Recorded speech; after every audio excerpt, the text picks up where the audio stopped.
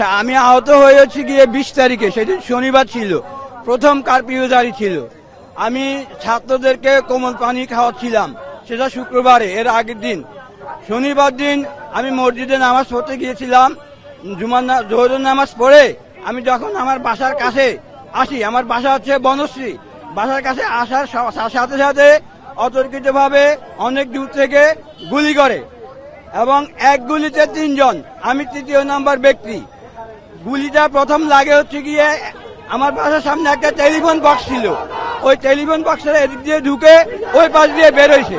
ওই পাশে আরেকটা ছেলে ছিল, ও এভাবে উঁকি দিয়ে দেখতেছে, ওর এদিক দিয়ে ঢুকে এদিক দিয়ে বেরোইছে। তারপর আমার মুখে আসছে ওই ছেলেটা, আমি ওই ছেলেকে কোলে নিয়ে আমার মুখ ধরে ফরাজি হাসপাতালে যাই, ওই ছেলে ওখানে মারা যায়। এরপর আমি আমার মুখ ধরে মুগদাতে যাই, মুগদা থেকে আমি ঢাকা মেডিকেলে যাই।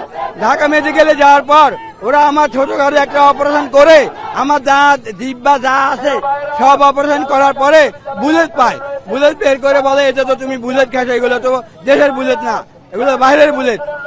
তখন আমি জানতে পারি যে আমার মুখে বুলেট আসছে। এর আগে আমি জানতাম না যে আমার মুখে বুলেট আসছে। আমার এখন 14টা দাঁত নাই, আমি একরকমের ধরনের পঙ্গু হয়ে আছি। আমি দিন আনি দিন খাই, আমার সংসার চালানো এখন অনেক কষ্ট হয়ে যাচ্ছে। আমার চাওয়া হচ্ছে গিয়ে নতুন সরকার আমাদেরকে নিয়ে চিন্তা করবে, আমাদেরকে নিয়ে ভাববে, আমাদেরকে নিয়ে কিছু একটা নতুন প্ল্যান করবে, এই আশাবাদী আমি নতুন সরকারের মধ্যে চেয়ে রাখি। যারা শহীদ হয়েছেন তাদের পরিবারের পাশে অবশ্যই সরকার দাঁড়াবে, এটা আমাদের দাবি, দাঁড়াতে হবে।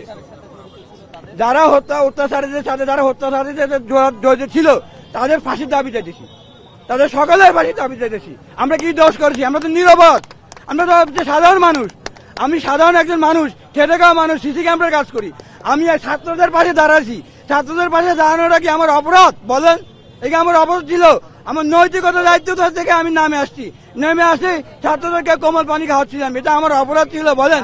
আমি নামাজ পড়তে গিয়েছিলাম, আমি একজন মুসলমান, আমার নামাজ পড়াটা কি একটা অপরাধ? তারা কেন আমাদের উপরে এভাবে বর্বরিত গুলি চালালো, কেন আমাদেরকে এভাবে চিকে মারলো? এই ড্রাইভার এখন অবশ্যই তাদেরকে নিতে হবে এবং যারা এর সাথে জড়িত তাদের সবার আমরা ফাঁসি দাবি করতেছি।